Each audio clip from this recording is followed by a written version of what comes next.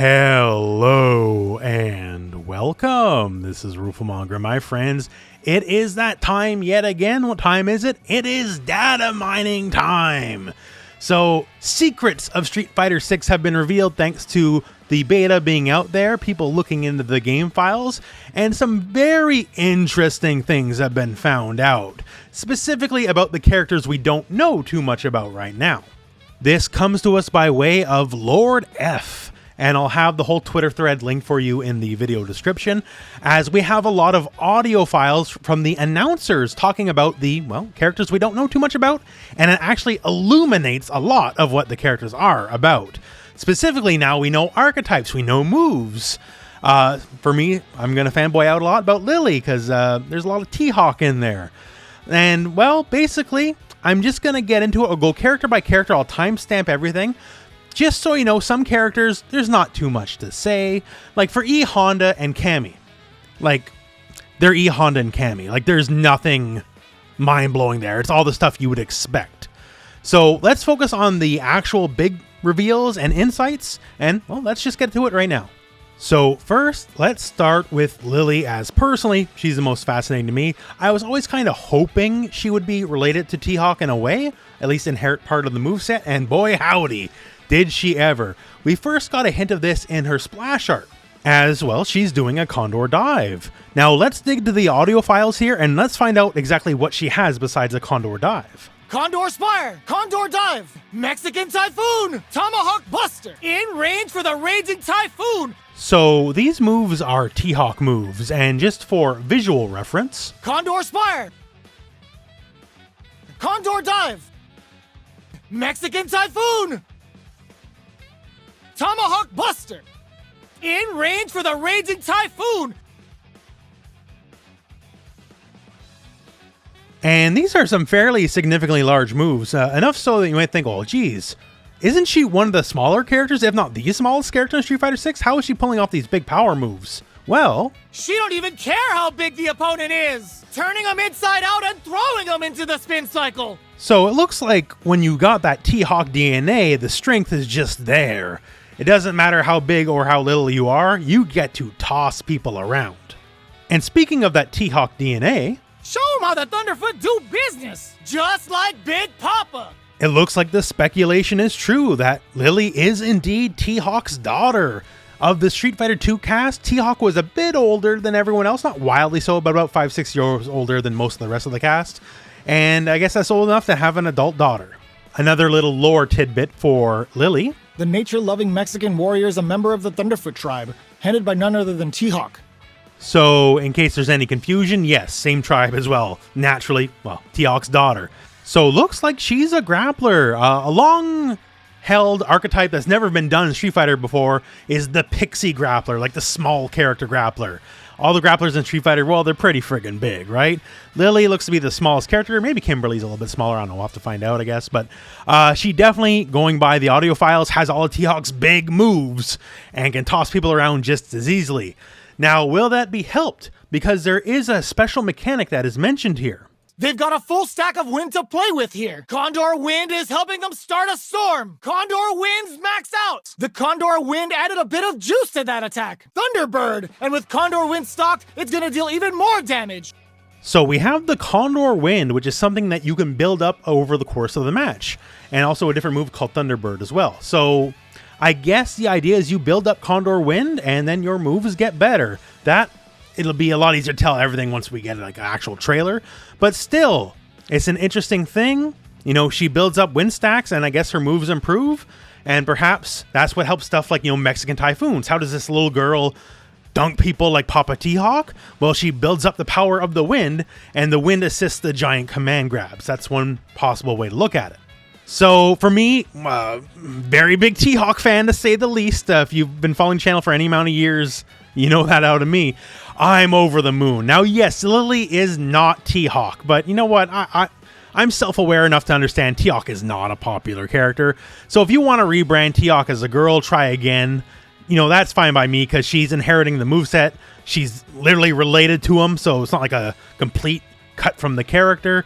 I'm just very interested to see where Lily's going to go. And at the very minimum, you know, there's not been too much way of grapplers in Street Fighter 6. Like, we knew Zangief, sure, but that was about it. So it looks like Lily will be one of the grapplers. And speaking of grapplers, let's go to Manon, because she looks like she's another one. So Manon, we all kind of hoped and assumed she'd be somewhat similar to Abel, you know, sort of like a grappler as well. And turns out, yeah, that's kind of the case. So let's hear some of the audio files. The judo expert from France, Manon, celebrates her birthday today. Part ballet, part judo, and all style. Comes in hot, and Manon grabs them. The fear of being thrown is there, so they gotta take advantage. These throws are lethal now. Ready to throw them into orbit. The throws are looking potent enough. So lots of talk about grabs. So she's definitely a kind of grappler, but not just any kind of grappler. She's actually an archetype I was kind of hoping for quite some time, a momentum-based grappler, as she seems to have a unique attack or unique buff, as you will, that every time you up it, it just makes her grabs more and more and more powerful over the course of the match, to the point where it stays between rounds as well. So let's play you some of the audio files showcasing this. They gotta make something happen to increase Manon's metal level. Connects with the renverse to boost their metal level. Safely increases their throw level. Getting those throws all pumped up. Manon's metal level is still kinda low here. They can't be shy about stocking metal levels with Manon because the counter doesn't reset between rounds. That increasing metal level is gonna mean more damage and more of a threat from each grab. Ooh, those buffed up throws are really hitting hard now. Manon relies on boosting that metal level up to secure better damage. So yeah, long story short, looks like she has her unique level system, and the more you level up, the more and more and more damaging the throws are gonna get. So at the start of round one, as a grappler, perhaps she's not too threatening, but by the end of the game and the levels are built up, those throws could be game winners in and of themselves. So she's the momentum-based grappler, and that's very interesting to see. Definitely a good deal of insight into her gameplay, but no matter how you swing it, she's definitely a grappler. So at bare minimum now, grappler-wise, Zangief, looks like Lily, and definitely Manon. Now, what about the mysterious and enigmatic JP? What is he all about? He's got a gift for deception and manipulating from the shadows. Oh, okay, well, that sounds pleasant. So looks like JP might be a bad guy, a little bit of a rude dude. Now, as for gameplay, it's a little difficult to get a hand on it, I guess. Going by the announcer, he just has a lot of very foreign-sounding moves. One move's called Interdiction that comes up a lot, but other than that, it gives no real hint to his gameplay. But we do have this. Uses the teleport. So at bare minimum confirmed, he does have a teleport. He is a Psycho Power user, as we do know, so could it be like an M. Bison style teleport? I guess time will tell on that. But that's about all we know, sadly. Not too much detail, but now let's move on to a character we do know a bit more about. Marisa, the big lady. We've long speculated what she's all about, and well, first up, here's a little taste. This Italian brawler may be known for her bold nature and explosive fighting style, but she's also got a gift for crafting beautiful accessories. Well, hey, beautiful accessories. That's lovely, isn't it? But yeah, so she's huge, she's jacked, she's swole, but I figured personally, we already have Zangief, so he's the giant grappler, so I didn't think she would be that. I figured she'd be the super armor character, if anything.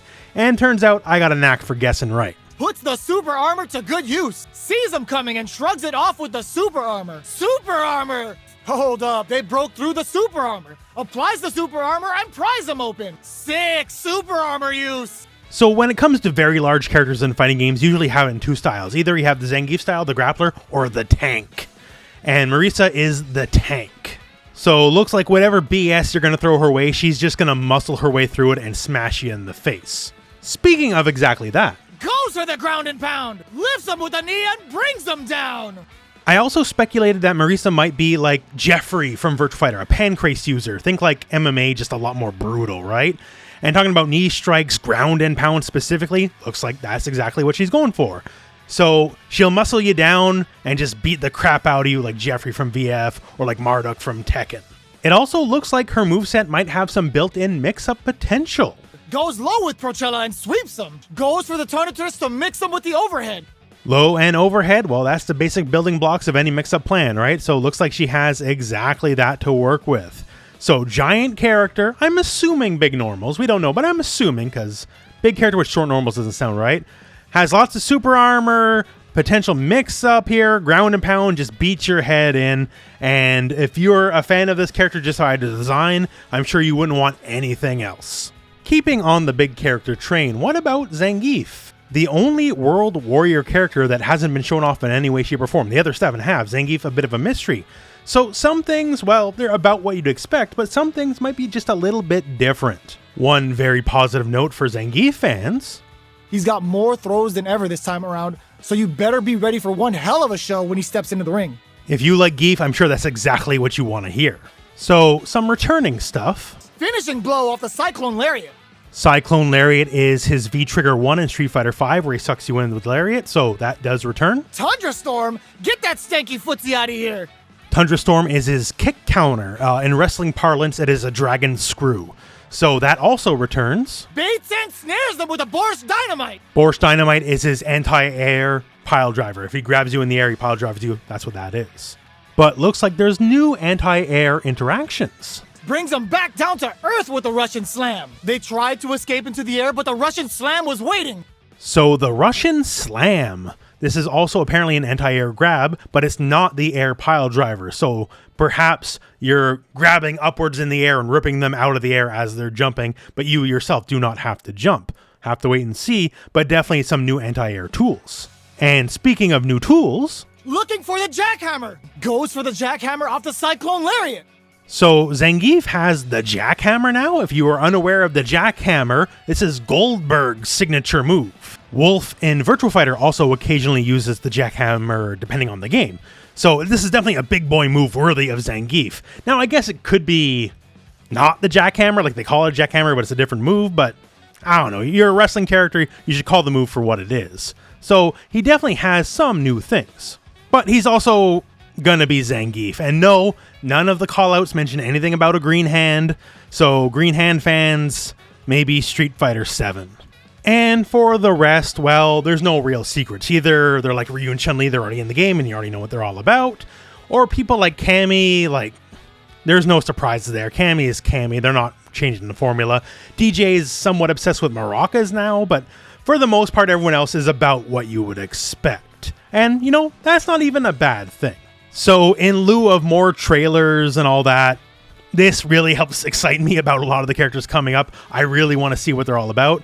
And once again, you know, the curse of the PC beta strikes again, because it's because of the PC beta we were able to data mine all this, and now you know all this stuff is happening. So is what it is, I guess. That said, though, friends, that's all the info I have for you, and it's a lot of good info as far as I'm concerned. I'm really happy. And now we're at the end of the video, so thank you very much for watching. Hope this video has found you well, and go out and play some Street Fighter.